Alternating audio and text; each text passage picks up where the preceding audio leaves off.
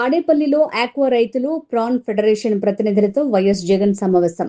అత్యంత దారుణమైన పరిస్థితులు రాష్ట్రంలో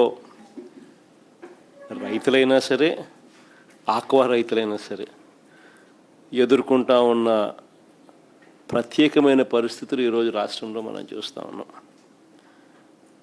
ఇన్ఫ్యాక్ట్ మన హయాంలో రైతు సంతోషంగా ఉండాలని, రైతైనా సరే ఆక్వా రైతైనా సరే సంతోషంగా ఉండాలని ఎప్పుడూ ఎవరు చెయ్యని విధంగా ఆలోచనలు చేసినాం. ఆ ఆలోచనలు చేశాం కాబట్టే రాష్ట్రంలో ఎప్పుడు చూడని మార్పులు కూడా చోటు చేసుకున్నాయి. అది వ్యవసాయ రంగంలో అయినా కావచ్చు, ఆక్వా రంగంలో అయినా కావచ్చు. రైతును చెయ్యి పట్టుకొని నడిపించే ఒక వ్యవస్థ తీసుకొని వచ్చి రైతుకు అండగా నిలబడాలి అని చెప్పి ఆలోచన చేయగలిగాం కాబట్టే రాష్ట్రంలో ఈరోజు దాదాపుగా 10,000 చిల్లర పైన ఆర్బీకేలు వచ్చినాయి. అదే మాదిరిగానే ఈ ఆక్వా ప్రాంతంలో సాగు చేసుకుంటా ఉన్న రైతులందరికీ కూడా అక్కడే ఆర్బీకేలు, ఆ ఆర్బీకేల్లోనే ఆక్వా రంగానికి మేలు జరిగించే విధంగా ఫిషరీస్ అసిస్టెంట్లు, వీళ్ళంతా కూడా గ్రామ సచివాలయాలు పక్కనే ఈ ఆర్బీకేల పరిధిలో ఫిషరీస్ అసిస్టెంట్లు దాదాపుగా ఈ ఆక్వా ప్రాంతాలలోనే సాగుకు నాణ్యతతో కూడిన సీడ్ టెస్టింగ్ అయితేనేమి, ఫీడ్ టెస్టింగ్ అయితేనేమి, అన్ని విషయాలలోనూ చేయబట్టుకుని నడిపించే విధంగా 35 ఆక్వా ప్రాంతాలు, ఆక్వా రంగంలో ఎక్కువగా పండించే ఈ ప్రాంతాలు, ఈ నియోజకవర్గాలు, ఈ ప్రాంతాలు 35 ఇంటిగ్రేటెడ్ ఆక్వా ల్యాబ్స్ ఏర్పాటు చేయడం జరిగింది. 35 ఆక్వా ఇంటిగ్రేటెడ్ ల్యాబ్లు, 782 ఆర్బీకేల్లో ఫిషరీస్ అసిస్టెంట్లు, ఇవన్నీ కూడా ప్రతి అడుగులోనూ చేయి పట్టుకొని నడిపించేటివి.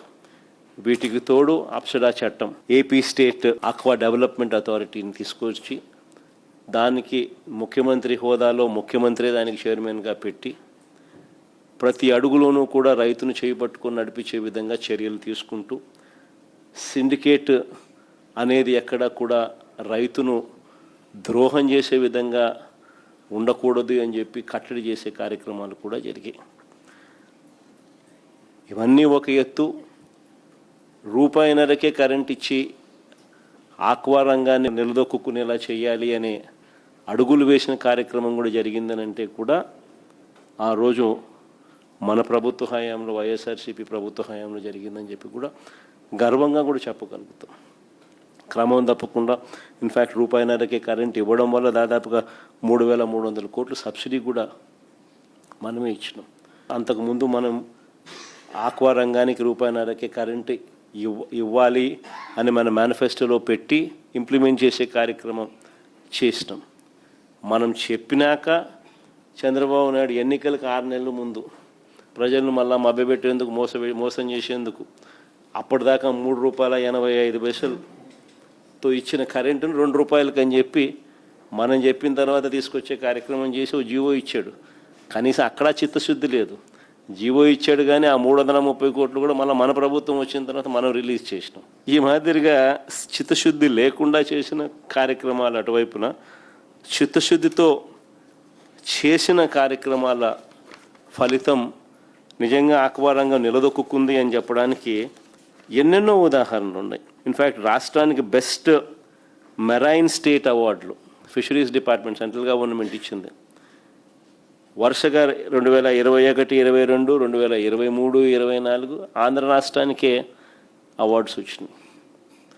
అవార్డులు రావడమే కాదు, ఆ రోజుల్లోతో కంపేర్ చేస్తే 2018-19లో 38 లక్షల టన్నుల రొయ్య మత్స్య ఉత్పత్తులుంటే 2022-23 నాటికి ఏకంగా 51 లక్షల టన్నులకు పెరిగాయి. అంటే మన ఇనిషియేటివ్ తీసుకుంటే చిత్తశుద్ధి చూపితే ఏ రకంగా పెరుగుదల అనేది ఉంటుందన్న దానికి కూడా నిదర్శనాలు ఇవన్నీ కూడా. ఫీడ్ ధరలు కూడా మన హయాంలో కూడా అడుగులు ముందుకు వేస్తూ వీళ్ళంతా కూడా సిండికేట్లు ఫామ్ అయ్యి వీళ్ళంతా కూడా 3 సార్లు పెంచితే 3 సార్లు ఉపసంహరించుకునేట్టుగా చేసినాం. పెంచిన ప్రతిసారి వెంటనే అప్సడా రంగంలోకి దిగడం, వాళ్ళని పిలిపించడం, వెంటనే ఆ ధరలన్నీ కూడా ఉపసంహరించుకునేలా చర్యలు తీసుకోవడం 3 సార్లు. మనం హయాంలో ఇవన్నీ కూడా అడుగులు వేగంగా పడ్డాయి కాబట్టి నిలదొక్కుకోగలిగాం. చంద్రబాబు నాయుడు గారి హయాంలో 2018-19లో 14,000 కోట్ల విలువైన 2,61,000 టన్నుల ఆక్వా ఎగుమతులు జరిగితే 2022-23లో ఏకంగా 20,000 కోట్ల విలువైన 3,28,000 టన్నుల ఎగుమతులు మన హయాంలో జరిగాయి. అంటే ఒక ప్రభుత్వం చిత్తశుద్ధితో చెయ్యాలి అని అనుకుంటే ఏ రకంగా చేయగలుగుతాము అని చెప్పి ఇవన్నీ కూడా నిదర్శనాలు. ఆక్వా యూనివర్సిటీ ఒకటి పెట్టించాలి, టెక్నీషియన్స్ను సరైన ట్రైనింగ్ ఉండాలి, ఆ టెక్నీషియన్స్ మనకు కూడా దొరికే విధంగా కూడా ఉండాలి.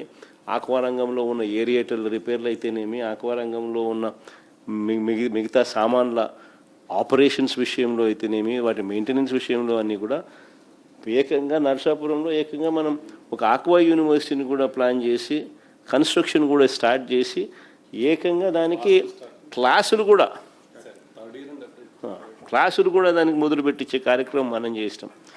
అట్లాంటిది 300 చిల్లర కోట్ల అయ్యే బిల్డింగ్కు 100 కోట్లు మన హయాంలో అప్పుడే శాంక్షన్ కూడా చేసి మొదలుపెట్టిన దానికి మిగతాది ఇచ్చి దాన్ని కంప్లీట్ చేయాల్సిన చోట దాన్ని వదిలేసిన పరిస్థితులు ఇప్పుడు చూస్తూ ఉన్నాం. మరోవైపున మొత్తం తన మనుషులే, ఆక్వా ఫీడ్ రంగంలోనూ వాళ్ళే, సీడ్ రంగంలోనూ వాళ్ళే, మార్కెటింగ్ ఫైనల్గా కొనుగోలు చేసేది ప్రాసెసింగ్ యూనిట్ల పేరుతో కొనుగోలు చేసేది వాళ్ళే. సిండికేట్ రూపకంలో ఫామ్ చేసి కరెక్ట్గా పంట పండించే టయానికల్లా రేట్లు తగ్గుతాయి. ప్రతి అడుగులోనూ కూడా రైతులను మోసం చేస్తూ రైతులు నష్టపోయే విధంగా అడుగులు వేస్తూ ఉన్న ఈ ప్రభుత్వానికి నిజంగా బుద్ధి రావాలి.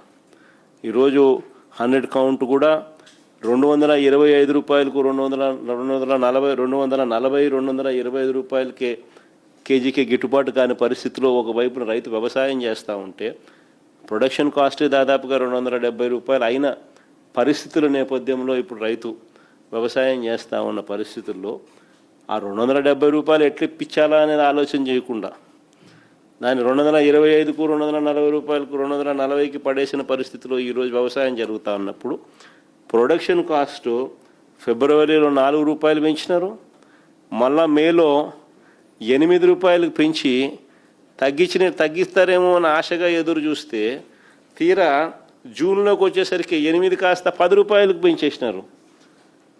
అంటే ఏకంగా 14 రూపాయల నుంచి 16 రూపాయలు ఫీడ్ కాస్ట్ పెరిగిన నేపథ్యంలో 270 గిట్టుబాటు కావడం లేదు అని అంటే అట్లాంటిది ఒకవైపు ప్రొడక్షన్ కాస్ట్ పెరుగుతుంది, మరోవైపున అమ్ముకునేదానికి చూస్తే రేటు 225-240 రూపాయలకు తగ్గిన పరిస్థితులు కనిపిస్తూ ఉన్నాయి. సో ఇటు పరిస్థితుల్లోనూ ఈ